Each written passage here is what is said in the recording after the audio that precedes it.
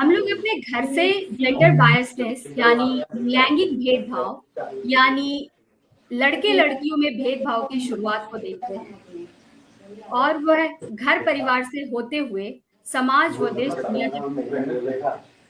महिलाओं को समान अधिकार दिलाने की कहानी इन्हीं रास्तों से गुजरती है। मैं निश्चित तौर पे कह सकती हूँ कि 99% महिलाओं ने किसी न किसी रूप में इसे जरूर महसूस किया है। लेकिन ये भी सही है कि सिर्फ 2% महिलाएं कॉन्शियस बायसनेस की शिकार होती हैं, जबकि 98% महिलाएं अनकॉन्शियस बायसनेस की शिकार होती हैं अपने जीवन में। यानी हमेशा जेंडर बायसनेस के लिए हम लड़कों को जिम्मेदार नहीं समझ सकते या ठहरा सकते, बल्कि इसके लिए परिवार, परिवेश और हमारा समाज भी जिम्मेदार है, जिसने उसे समय रहते नहीं समझाया। धीरे धीरे हमारे मन मस्तिष्क में ऐसी बातें आती जाती हैं और वो घर करती जाती हैं। ऐसी ही कई बातें हैं जो मेरे मन में है और आई एम श्योर मेरे साथ साथ हमारे जितने भी गेस्ट पैनलिस्ट हैं उनके मन में भी है।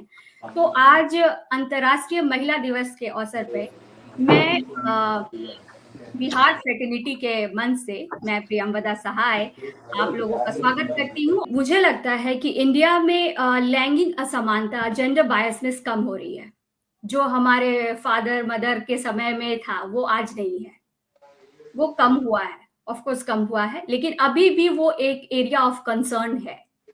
अभी भी महिलाएं असुरक्षित हैं, पिछले दर्जे पे हैं, आगे आने के लिए स्ट्रगल कर रही हैं, जो भी अचीव कर रही हैं उसमें उनको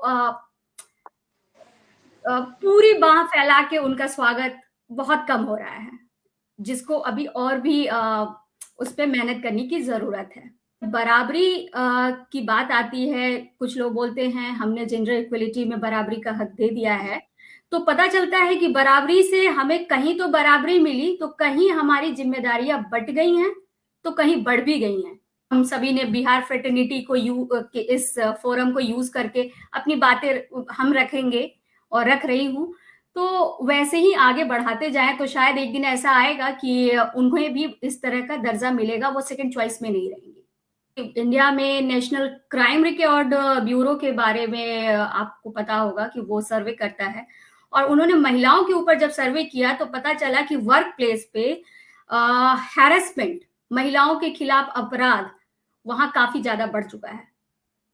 और ये शायद ये भी एक वजह है कि महिलाएं इक्वलिटी के लिए आगे आती हैं, फैमिली आगे आते हैं, तो वो पहुंच नहीं पाते, वो हिचक में रह जाती हैं, असुरक्षित महसूस करती हैं।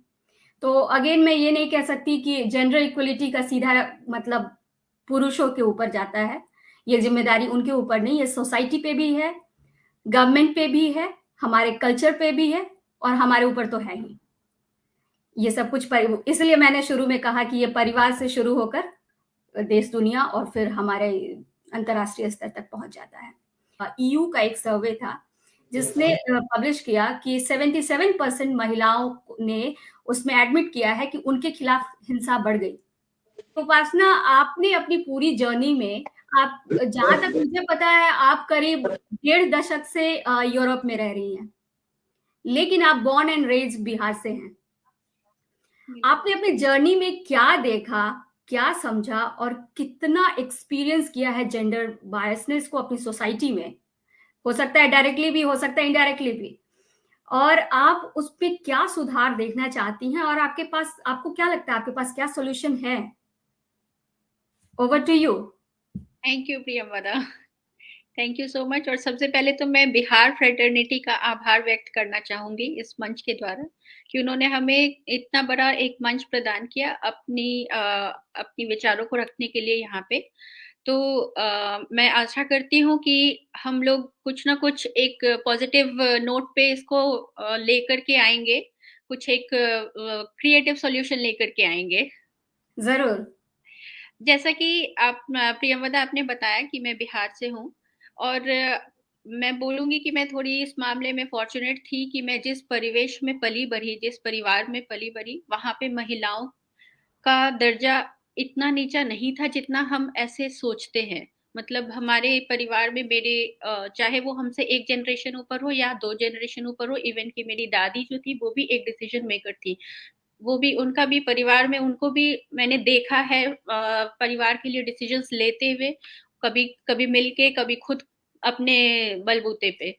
तो ऐसा कभी बहुत ज़्यादा बचपन में ग्रो करते समय ऐसा जेंडर बायसनेस फ़ील नहीं हुआ और एजुकेशन का अच्छे एजुकेशन का राइट भी मिला फॉर्च्यूनेटली, जिसके जिसके बल पे आज यहाँ पर हूँ। और लेकिन हाँ, जब बिहार से निकली, तो बहुत सारी चीज़ें सुनी बिहार की महिलाओं के बारे में, बिहार के बाहर बिहार की महिलाओं की क्या इमेज है।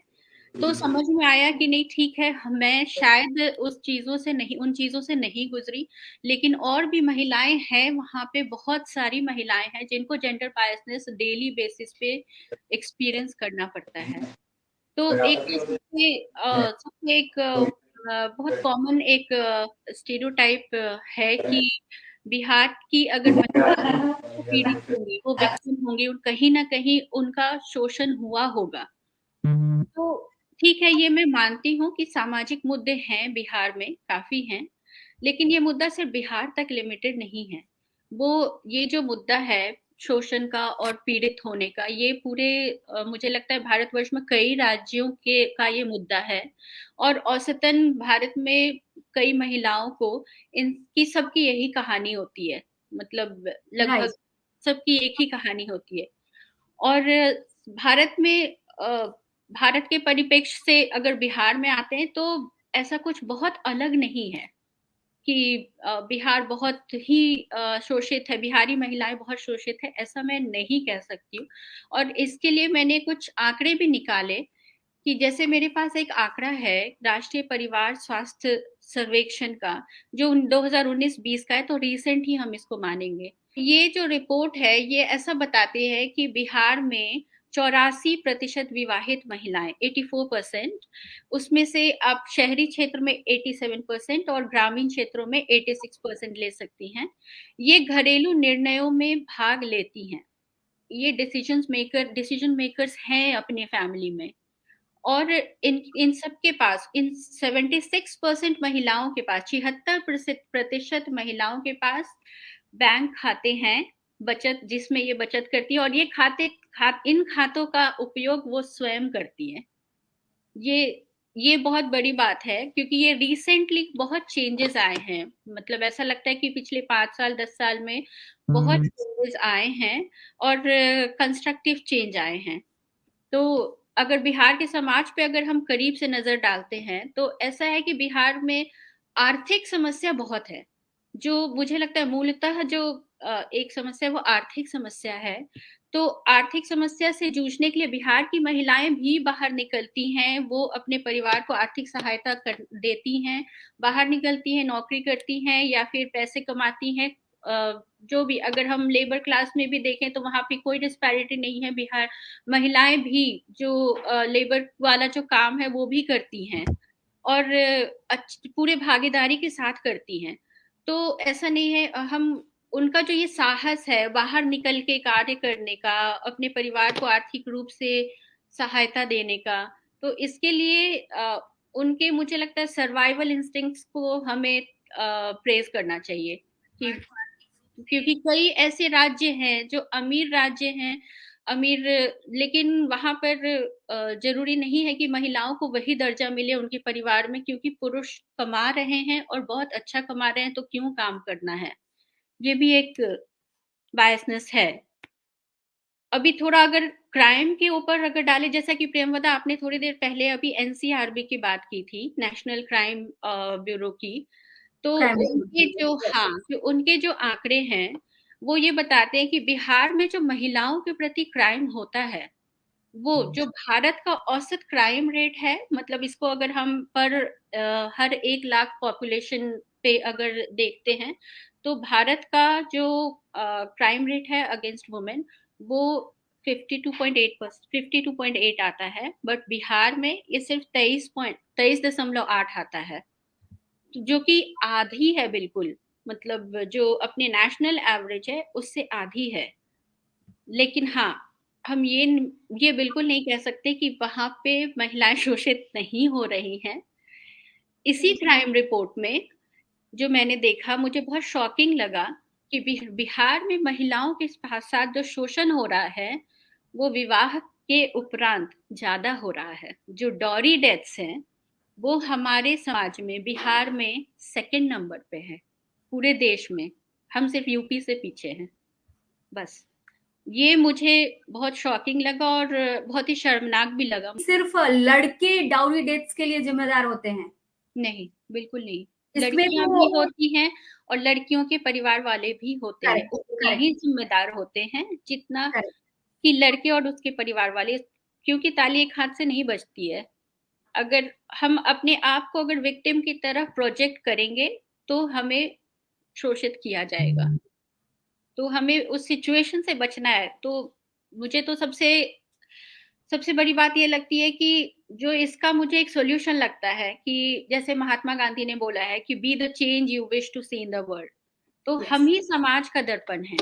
और अगर हम अपने आप को बदल सकते हैं तो हम दुनिया भी बदल सकते हैं। तो दुनिया अपने आप बदल जाएगी। अगर हम लोग सब लोग अगर अपने आप को बदल सके अंदर से तो दुनिया बदल जाएगी। अभी एक दिन में नहीं होगा, थोड़ा टाइम लगेगा, बट होगा। तो मेरा ऐसा एक्सपीरियंस है कि मैंने जब भी अपने जीवन में अपने लिए आवाज उठाई है तो मेरी आवाज सुनी गई है। और जब तक नहीं उठाई तब तक मैं बायसनेस का शिकार हो रही थी। लेकिन जब भी मैंने आवाज उठाई है मैंने अपना प्रॉब्लम सॉल्व किया है। तो मेरे लिए सबसे इम्पोर्टेंट स्टेप ये होगा कि अपने लिए बोलना सीखें। सबसे जरूरी बात है महिलाओं के लिए कि अपने लिए बोलना सीखें, अपने लिए स्टैंड लेना सीखें। Speak for yourself and take stand for yourself. मतलब ये नाइस, बहुत जरूरी बात है, सबसे जरूरी बात है। नाइस। और दूसरी बात यह है कि अपने आने वाली पीढ़ी को हम उस सांचे में ढालें जहां पे हम उनको जहां पर उनकी आवाज सुनी जाए, जहां पर उनको एक जेंडर बायस फ्री दुनिया दे सकें। क्योंकि ठीक है, हमने जो देखा अपने परिवेश में और अपने जिंदगी में, वो जरूरी नहीं है कि हमारे आने वाली जनरेशन भी वही चीज देखे। नहीं तो हमारे इतने साल विदेश में, यूरोप में इतने साल रह के जो हमने यहाँ पे एक्सपीरियंस लिया, उसका कोई फायदा नहीं है अगर हम अपने आने वाली जनरेशन को एक फ्री सोसाइटी नहीं दे सकते हैं। तो सबसे पहले तो मुझे लगता है कि बेटे हो चाहे बेटी हो, दोनों को हमें ढालना है और दोनों को तराशना है। जहां एक तरफ हम बेटियों को फाइनेंशियल इंडिपेंडेंस के शिक्षा देके आत्मनिर्भर बनाना चाहते हैं, वहीं बेटों को भी हमें घरेलू शिक्षा भी देनी है, आत्मनिर्भर बनाना है उनको भी। क्योंकि ये दोनों चीज पैरेलल चलते हैं जीवन में। आप घर और एक फाइनेंस दोनों पैरेलल चलते हैं। तो हमें बेटों को भी शिक्षा देनी है और बेटियों को भी शिक्षा देनी है। कॉन्फिडेंस बेटियों का भी बढ़ाना है और बेटों का भी बढ़ाना है। और उनको ये बताना है कि आत्मनिर्भरता के लिए सिर्फ नौकरी करना जरूरी नहीं है। करेक्ट उपासना, आप जिस हाँ, लाइन को ले रही हैं उसी लाइन को मैं थोड़ा सा ऐड करती हूँ आपकी बात में। अब मैं भी यही बात आपकी बात से 100% एग्री हूँ। क्योंकि डे वन से हम लोगों के सोसाइटी में, मैं मिडिल क्लास से हूँ, मैं नहीं जानती दूसरे क्लासेस के बारे में। मैं एक जो अपने सोसाइटी में देखते आई हूँ कि हमारे यहाँ डे वन से जो सामाजिक जिम्मेदारियां हैं वो महिलाओं के ऊपर ज्यादा होती हैं। डे वन से ये समझाया गया कि नीट एंड क्लीन, घर को रखना, हाइजीन, किचन वर्क, घर का काम, ये सब महिलाएं ही करती हैं।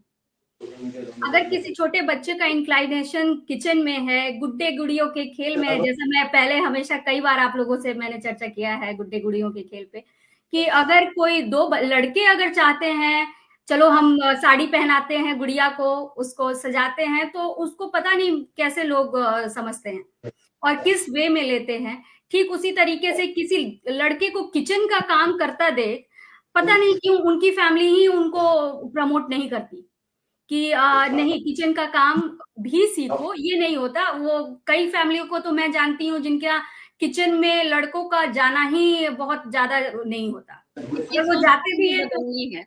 जी, ये सोच हमें चाय बदलना है, बिल्कुल। जी, चाय और चिकन से आगे बात नहीं बढ़ती उनकी।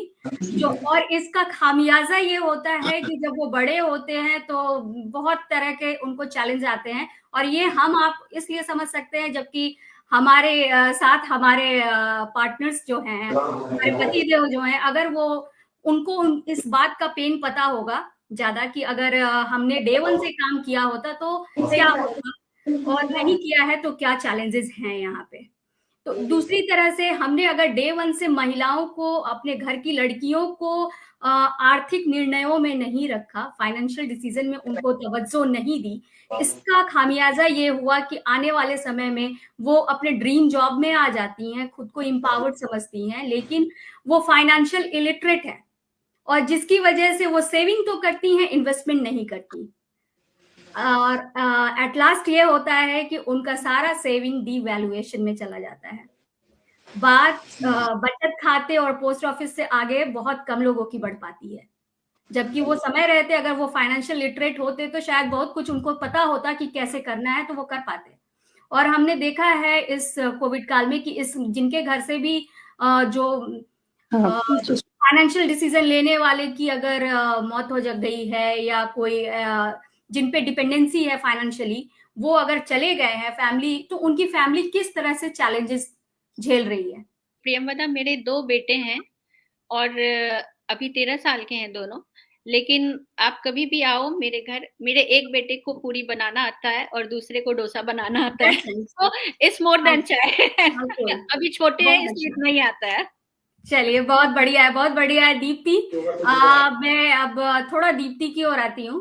दीप्ति, आप हमें बताएंगी कि आपने अपने पूरी जर्नी में आप तो कल्चर से बहुत जुड़ी हैं, काफी लोगों से मिलती हैं। आई एम श्योर आपके पास काफी ऐसे अनुभव, कहानियां या बात घटनाएं आई होंगी जिसमें से कुछ आप शेयर करना चाहती होंगी कि कैसे जेंडर बायसनेस है हमारे सोसाइटी में। आपने अपनी पूरी जर्नी में बिहार से लेकर यूरोप तक में, आपके आइलैंड तक में, कैसे आपने इसको देखा है और क्या आप इसमें सुधार चाहती हैं और कैसे चाहती हैं? हम शुरुआत करेंगे खुद से। हम बहुत ही लाइक जैसे सब होते हैं, मिडिल क्लास फैमिली से आते हैं। 3 बहनें थी हमारी, एक अभी बगल में बैठी है, वेट कर रही है कि मैं जल्दी से मीटिंग मेरे खत्म भी करूं। 3 बहन हैं। हाँ, और एक भाई है मेरा। कभी भी मेरे पापा ने हमें ये फील नहीं कराया कि हम 3 बहनें हैं। He was so proud of us, बहुत ज्यादा। उन्हें लगता है कि मतलब उनको दुनिया की सारी खुशी थी कि हम 3 बहनें थे, तो कभी वैसा कभी फील नहीं हुआ। भगवान की कृपा से मेरी शादी भी ऐसे घर में हुई, वहां भी कोई जेंडर बायसनेस नहीं। अभी भी मैं अपनी 10 साल की बेटी को हस्बैंड के पास छोड़ के आई हूँ और he is taking care of. हाँ, बताया था। हाँ, तो वहां भी नहीं है कि मैं ही उसकी देखभाल करूंगी, मैं ही उसका लंच पैक करूंगी या मैं ही ऐसा कुछ करूंगी, ऐसा कुछ नहीं है। तो मुझे ऐसा लगता है ना कि हर इंसान, एक समाज होता है, समाज के अंदर परिवार होता है और परिवार के अंदर एक इंडिविजुअल इंसान होता है। अगर हर इंसान अपने से आप से शुरुआत करे, बायसनेस किसी भी चीज को लेके, ना ही जेंडर या किसी, अगर वो शुरुआत करे अपने से, तो फिर वो उसके परिवार के अंदर जाता है, उस चीज को वो अपने परिवार को देता है, फिर वो अपनी उस चीज को अपने समाज से शेयर करता है। तो अच्छाई और अच्छाई फैलती है एक इंसान से कि आप जेंडर को लेके बायस नहीं हो, आप लड़का लड़की दिस दैट ये सब करते नहीं हो, तो ये चीज फैलता है। तो हमें लगता है कि नहीं, हमें शुरुआत खुद से करनी चाहिए। मैं फॉर्चुनेट हूँ कि मुझे ऐसी फैमिली मिली। सब इतने फॉर्चुनेट नहीं होते हैं। हम रोज देखते हैं, जैसे मैं इंडिया बहुत सालों बाद आई हूँ, तो मुझे इतना अच्छा एक्सपीरियंस हो रहा है। मैं आज का एक्सपीरियंस बता रही हूँ। आई फेल्ट सो ग्रेट कि मैंने जहां भी दिन भर गई, जहां भी घूमा, मेरे को लग रहा था कि लड़कियां दे आर सो एम्पावर्ड।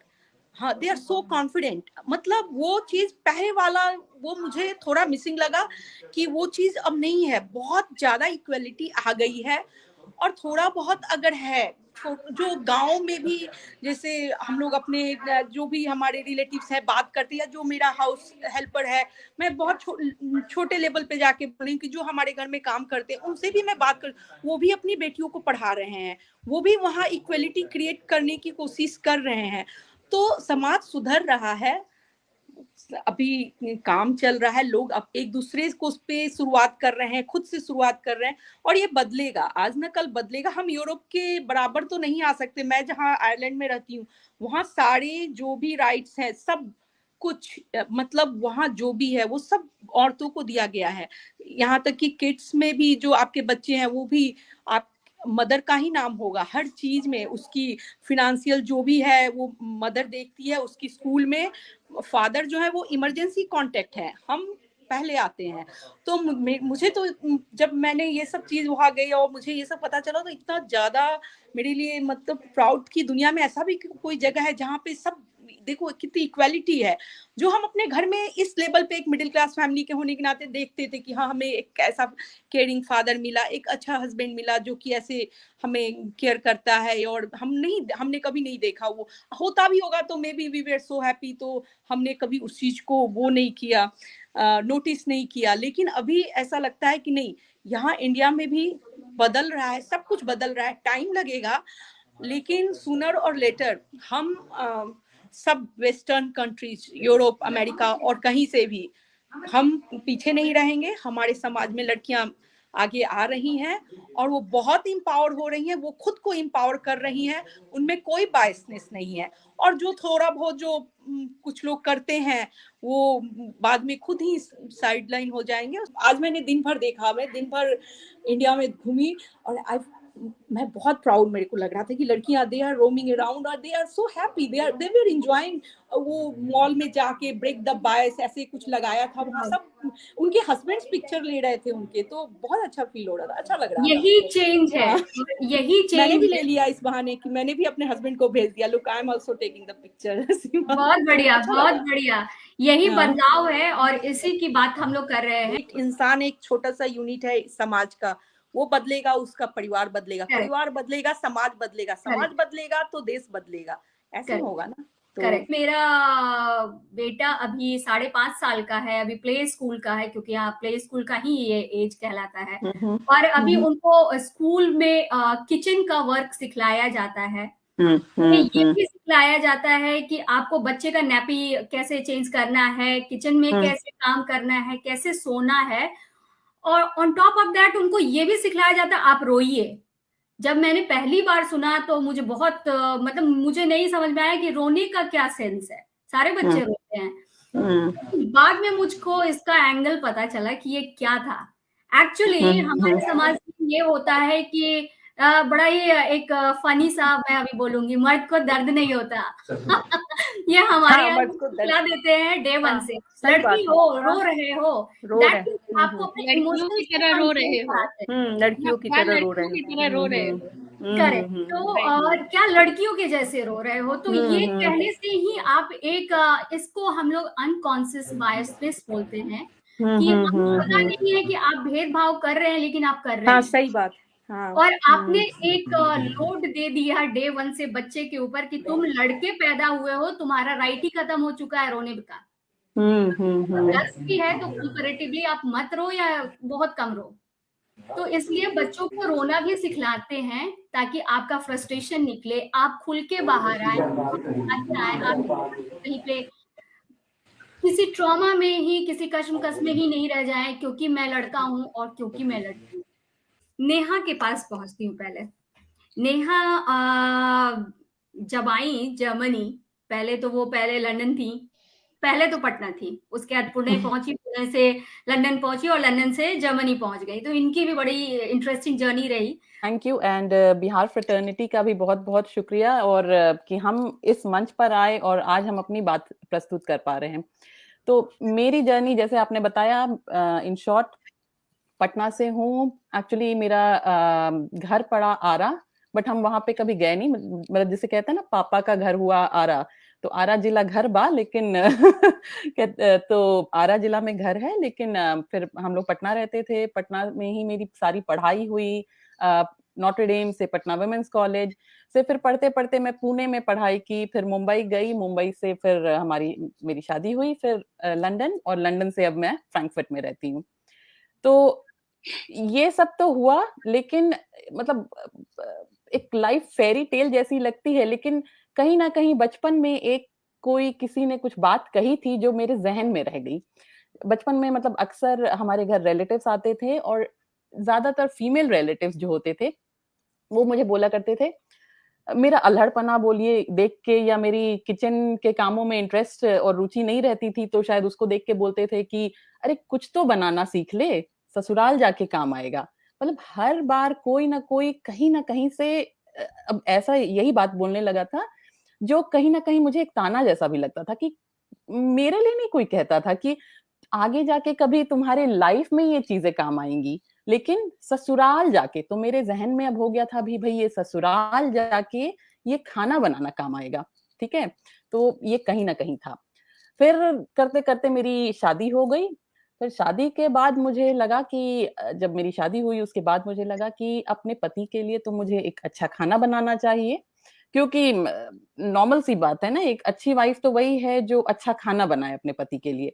अब यहाँ देखने वाली बात ये है कि ये मेरा एक तरह का बायस था, ठीक है? तो मेरे ज़हन में ये था कि एक अच्छी पत्नी अच्छा खाना बनाती है। तभी मैं सोच ही रही थी कि मैं क्या बनाऊँ, क्या करूँ? क्योंकि मेरी कुकिंग स्किल्स तो थोड़ी लिमिटेड थी। सोचते-सोचते मेरे पति ने खाना बना भी दिया और सर्व भी कर दिया। वहाँ पे मेरे लिए ये चीज़ देखना कि मेरे पति ने खाना बना दिया, ये मेरे लिए एक सरप्राइज़िंग सी चीज़ थी, क्योंकि यहाँ मुझे रियलाइज़ हुआ कि अच्छा, मेन कैन आल्सो कुक, जो मैंने आज तक नहीं सुना था, नहीं देखा था। तो इसके लिए यहाँ मुझे रियलाइज़ हुआ कि अच्छा, मतलब एक आदमी भी खाना बना सकता है। तो चलिए फिर मतलब हम फिर मतलब आज तक हम किचन का काम, घर का काम, डेली हाउस होल्ड चोर्स सब मिल-जुल कर करते हैं। ऐसा कभी नहीं होता है मैं और मेरे पति में ऐसा हो कि आधा तुम कर लो, आधा मैं कर लूँ या इस तरह से करते हैं, मतलब वो ऑटोमैटिक हो जाता है। मैं कहूँगी कि ज़्यादातर खाना वही बना देते हैं, ज़्यादातर कुछ और मैं कर देती हूँ, तो वो मैनेज हो जाता है। अम लेकिन कई बार ऐसा होता है कि जो मेरे फ्रेंड्स और रिलेटिव्स हैं, वो मुझे कहते हैं, "वाह नेहा, तू तो बड़ी लकी है यार। तेरा पति तो मतलब तुझे एकदम सही मिल गया है, खाना-वाना बना देता है, तुम्हें हेल्प कर देता है। यार तू ही बड़ी टैलेंटेड है। तूने पति को किचन तक खींच लिया।" तब मुझे यहाँ पे एक रियलाइज़ेशन होता है कि मेरा तो जो बायस था, मैंने देखा, ये उनका एक बायस है, जो अभी भी है, जहाँ वो सोचती हैं कि मुझे किचन में होना चाहिए था, लेकिन मेरी जगह मेरे पति हैं किचन में। तो यहाँ एक पॉइंट मैं लेकिन हाइलाइट करना चाहूँगी कि ऐसा नहीं है कि ये चीज़ ये फीलिंग, ये बायस बिहेवियर जो है, ये सिर्फ़ हमारे यहाँ है, हमारे बिहार में है या हमारे इंडिया में है, नहीं। ये पूरे विश्व भर में है, वर्ल्ड ओवर है ये जो ये बायस बिहेवियर है।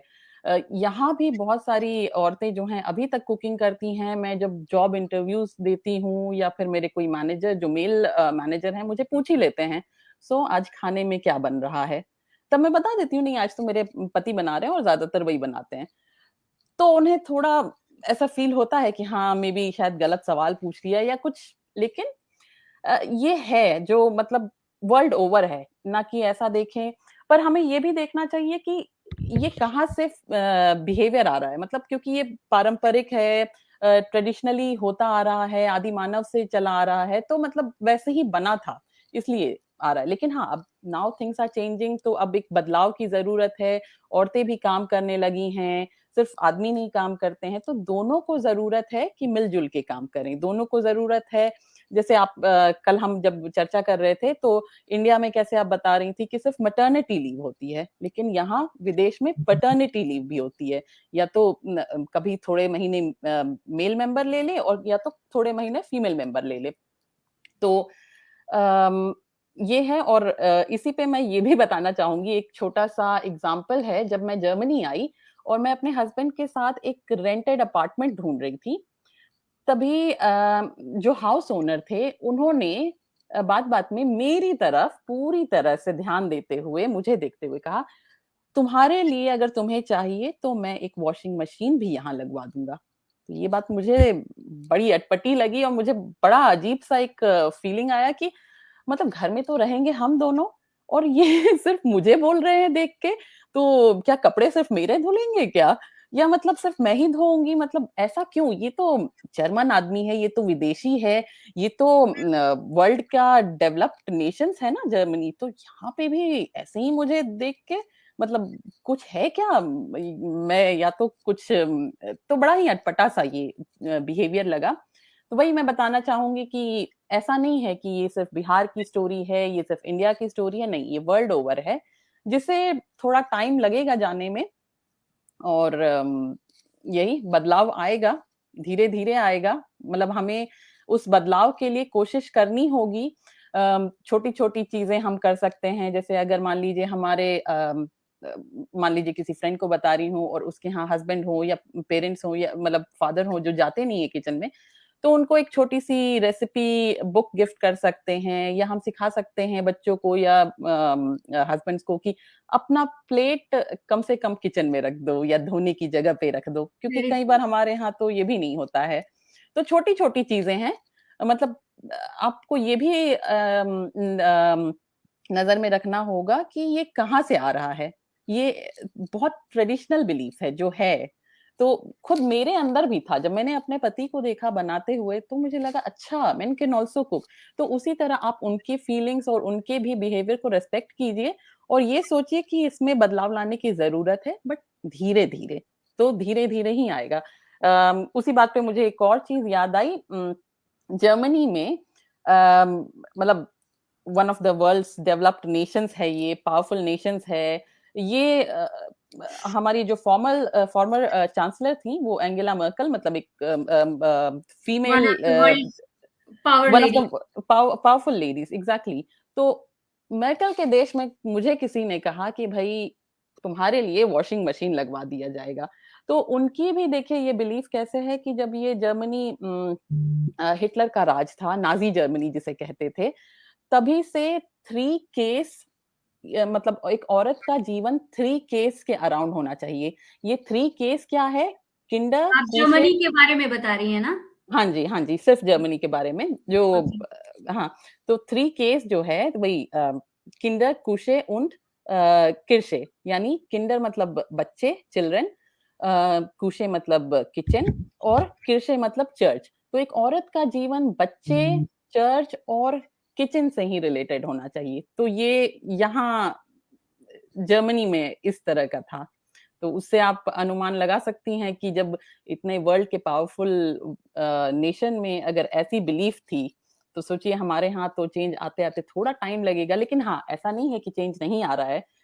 मेरे हस्बैंड बिहार से हैं, बिहार के औरंगाबाद से हैं, तो सोचिए वो तो वहीं से पले बढ़े हैं, उन्होंने भी सीखा, वो बाहर भी रहे, अपना खाना बनाना सीखा। इनफैक्ट मेरे हस्बैंड क्या, मतलब और भी लोग हैं, बहुत सारे लोग हैं जिनको मैं जानती हूँ जो मिलजुल के हस्बैंड वाइफ काम करते हैं, सिंगल पेरेंट हैं, सिंगल मैन हैं, तो वो अपना खाना बनाते ही हैं।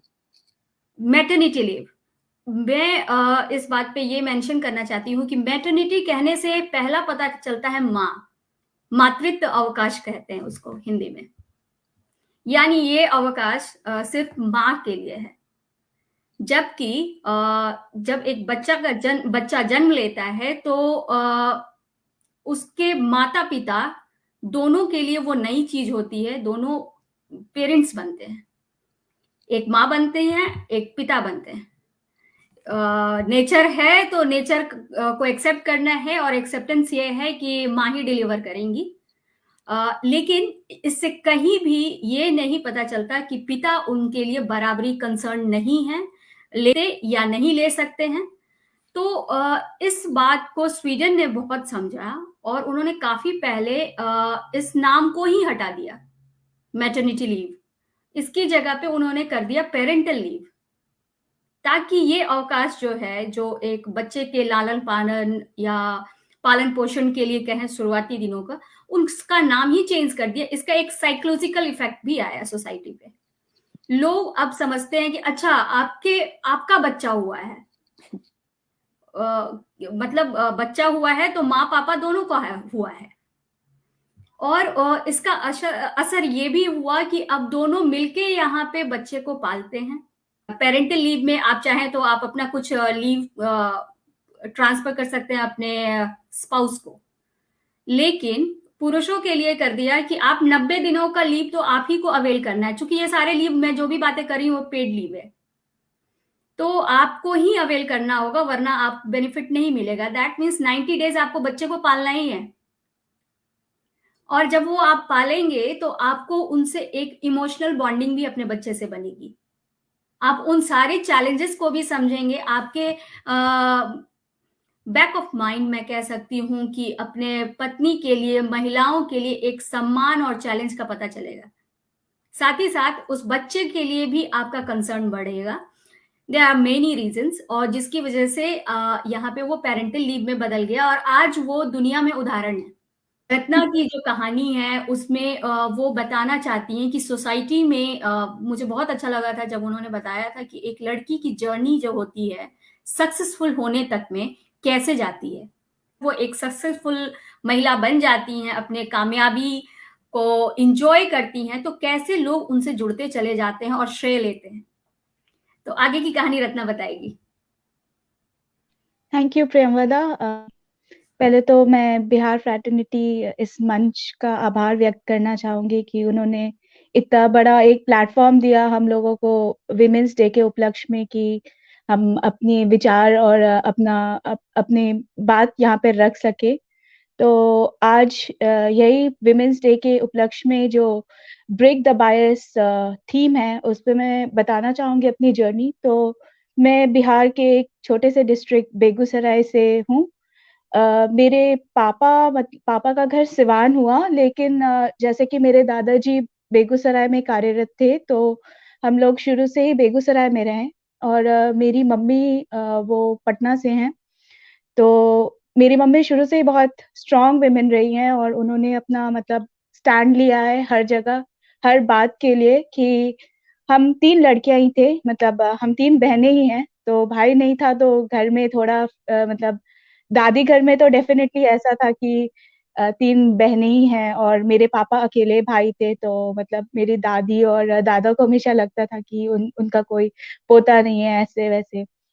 तो दादी दादा तो फिर भी बाद में मतलब समझ गए कि मतलब मेरी जो 3 पोतियां हैं वही मेरा गर्व है और उन्हीं से मतलब मेरा संसार है। तो ये तो था ही, लेकिन मतलब सोसाइटी में जो आपके आसपास का समाज था, उनके साथ जब हम बड़े हो रहे थे, तो उनमें बहुत सारे ऐसे लोग थे, पापा के ही दोस्त हैं या फिर हमारे ही दूर के रिश्तेदार।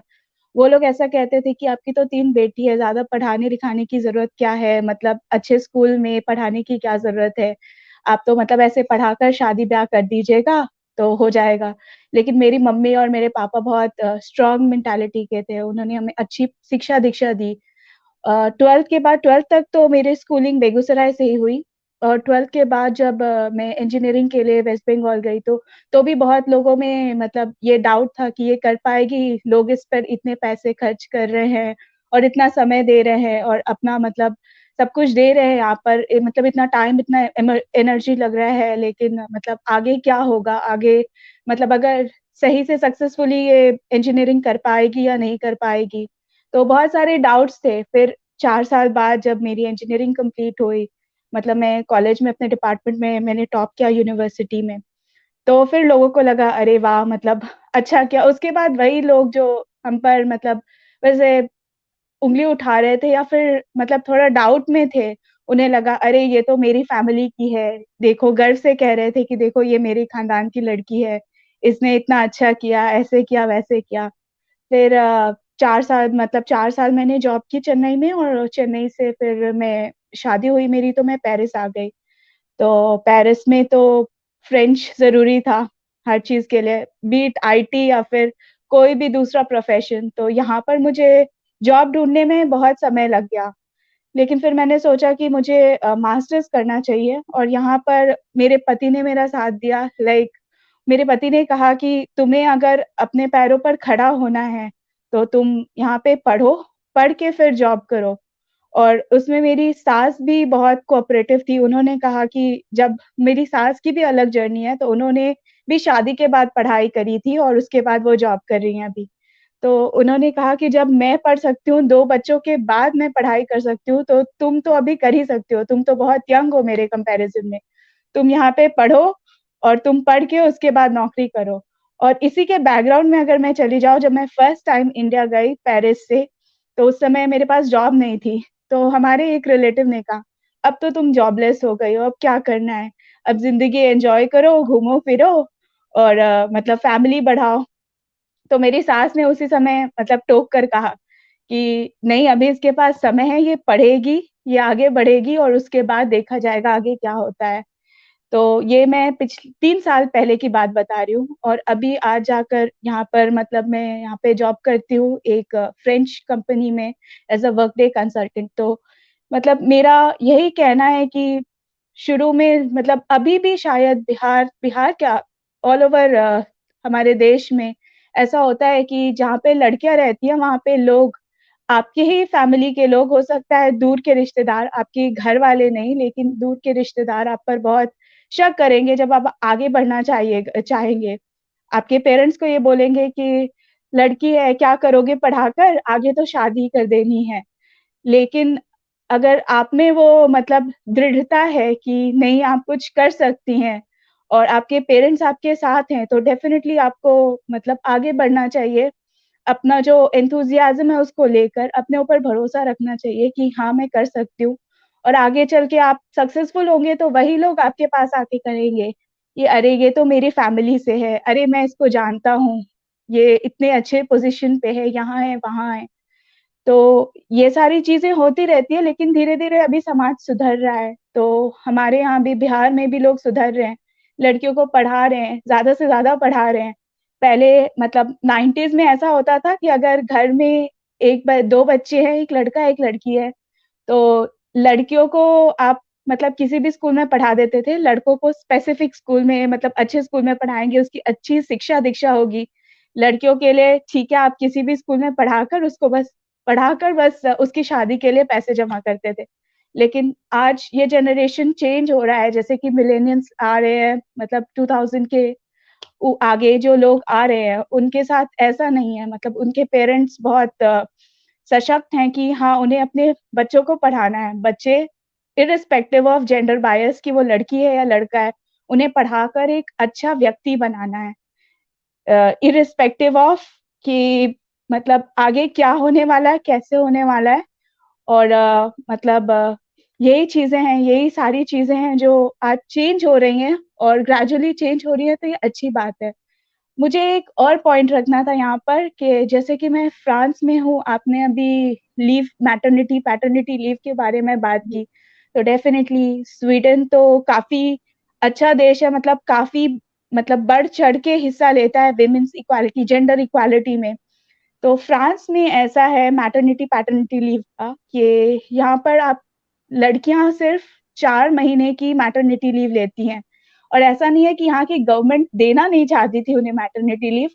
उन्होंने खुद से ये कहा कि मुझे 4 महीने ही चाहिए बाय डिफ़ॉल्ट और मैं अपने जॉब में वापस जाना चाहूँगी 4 महीने बाद, ताकि मुझे ज़्यादा मेरा गैप नहीं हो, वर्क में ज़्यादा गैप नहीं हो। और यहाँ पे जैसे बच्चे पैदा होते हैं तो अ, हस्बैंड्स को भी 1 वीक की मैंडेटरी छुट्टी मिलती है कि आपको ये छुट्टी लेनी ही है और उसके बाद जो अलग से छुट्टी मिलती है हस्बैंड्स को वो 21 दिन की होती है और वो उन्हें लेनी होती है विदिन 4 महीने, बच्चे पैदा होने के 4 महीने के अंदर छुट्टी लेनी होती है ताकि वो अपने बच्चे के साथ समय बिता सकें, अपनी नई फैमिली के साथ समय बिता सकें। और मतलब यहाँ पे फ्रांस में ऐसा है तो शायद इंडिया में भी आगे चल के कभी ऐसा हो क्योंकि इंडिया में मैंने ये नहीं देखा है कि कब बच्चा होता है तो फादर को एकदम मैंडेटरीली 1 वीक की छुट्टी मिलती है या फिर 21 दिन की अलग से छुट्टी मिलती है। तो ये सारी चीज़ें हो सकता है आगे हमारे देश में भी हो कई मतलब रत्ना कई एमएनसीज जो हैं वो जैसे मैं वॉल्वो को जानती हूँ। हुँ। कुछ और भी एमएनसीज हैं, नाम मेंशन नहीं करूंगी क्योंकि श्योर नहीं हूँ, लेकिन मैं जानती हूँ कि वो अब दे रहे हैं पैटर्निटी लीव हाँ, पैटर्निटी लीव देते हैं और अब 21 ये डेज़। मैंडेटरी ही है क्योंकि रीजन चाहे कोई हो, मैं नहीं जानती कि उनका रीजन क्या है, बट सबको छुट्टी पसंद है। मेरे एक मैनेजर ने मुझसे पूछा कि बिहारियों को एज अ गाली क्यों यहाँ पर यूज करते हैं। तो एज अ बिहारी ठीक है, मुझे तो काफी ऑफेंडेड फील हुआ, लेकिन मैं चुप नहीं रही, मैंने उनका जवाब दिया उसी समय। और मैंने उनको सामने से काउंटर ये किया कि भाई हमारे बिहार में एजुकेशन की कमी नहीं है, आप देखो अपना सिस्टम देखो, जितने आईएएस हैं, आईआईटीएंस हैं, उसमें कितने लोग बिहार से निकल रहे हैं। और यहाँ भी आप अपने कंपनी में चेक करो कि आपके पास कितने एम्प्लॉयज हैं बिहारी। एंड वो दिन था, उसके बाद से वो जो मैनेजर था, he was very good to me. उसको पता था इससे पंगा नहीं लेना है। स्टेट बायसनेस है, लेकिन अगेन उसकी शिकार भी महिलाएं हैं और हमारे साथ साथ हमारे मेल काउंटर पार्ट भी होते हैं। हमें सिर्फ सोसाइटी में इक्वलिटी नहीं चाहिए, हमें दिमाग में भी चाहिए और फाइनेंस में भी चाहिए। तभी जाकर ये फर्स्ट ऑफ ऑल अगर आपके दिमाग में इक्वलिटी आएगी तो कहीं पे भी कोई प्रॉब्लम नहीं है। प्रॉब्लम की जड़ तो दिमाग ही है। लेकिन अगर वहां से अगर बात आगे बढ़ती है तो मैं एक स्टडी रिपोर्ट को अभी कोट करना चाहती हूँ। S&P ग्लोबल, शायद आप लोग फेमिलियर होंगे इस नाम से। उनकी एक रिपोर्ट आई थी कि वर्ल्ड वाइड सिर्फ 30% महिलाएं जो हैं वो फाइनेंशियल लिटरेट हैं, यानी उनको वित्तीय साक्षरता के मामले में थोड़ी बहुत जानकारी कुछ भी है। और अगर हम इंडिया की बात करें तो 80% महिलाओं को फाइनेंशियल लिटरेसी का पता नहीं है, यानी सिर्फ 20% फाइनेंशियल लिटरेट हैं। एक्सपर्ट तो मैं बात ही नहीं कर सकती, लिटरेट हैं, अवेयर हैं। और इनमें भी 33% जो हैं वो इंडिपेंडेंटली इन्वेस्टमेंट डिसीजन ले पाती हैं, यानी कि रेस्ट ऑफ द गर्ल्स जो हैं, वुमेन जो हैं, उनको अपने बचत के निवेश के लिए अपने पुरुष काउंटर पार्ट पे या अपने घर के बड़े बुजुर्गों पे या फैमिली पे अभी भी उनकी डिपेंडेंसी है। ये रिसेंट रिपोर्ट है। तो मुझे ये लगता है कि जब हम बचत में एक्सपर्ट हैं तो निवेश में भी हो सकते हैं। ये ऐसा कुछ भी नहीं है, ये कोई पजल नहीं है कि महिलाओं के दिमाग में जो ये भरा हुआ है डे वन से कर दिया जाता है कि आप जो है फाइनेंशियल प्रॉब्लम है तो वो मेन ही करेगा, और कुछ घर का प्रॉब्लम है तो वो महिलाएं ही करेंगी उसको सॉर्ट आउट। ऐसा कुछ नहीं है। अगर आप इसको डे वन से देखें तो अगर हम जो वो कहते हैं ना रसोई में नमक जो अंदाज से डालते हैं, कल जो मैं बोल रही थी, वो भी एक एक्सपीरियंस से आता है, किसी लड़की के हाथ में अचानक नहीं आता। वो जो एग्जाम्पल हम लोग करते हैं कि रोटी गोल बनी है, वो भी एक एक्सपर्टीज है जो समय के साथ आता है, ना कि डे वन से किसी लड़की को या किसी रसोइये को आ जाता है। उसी तरीके से फाइनेंशियल लिटरेसी भी किसी में धीरे धीरे इवेंचुअली ग्रो करता है, और अगर आप उसकी शुरुआत करेंगे तो वो भी हो जाएगा। और अगर वो होगा तो इसका फायदा उन्हीं को मिलेगा। जिस तरह नमक का स्वाद अगर लड़के जान जाएं तो उनकी डिपेंडेंसी खत्म होगी महिलाओं के ऊपर से, और अगर लड़कियां जान जाए, फाइनेंशियल लिटरेट हो जाए, तो काफी हद तक अपने को आत्मनिर्भर बना सकती हैं। तो आज के लिए थैंक यू सो मच उपासना, नेहा, रत्ना, दीप्ति चली गई, उनको भी। और हमारा जो IWD का थीम था, क्या एक बार हम लोग उसको कर सकते हैं? बिल्कुल। जी बिल्कुल। तो ये था ब्रेक द बायस, और हमने भी बायसनेस को ब्रेक करने का ठान लिया है। Thank you so much.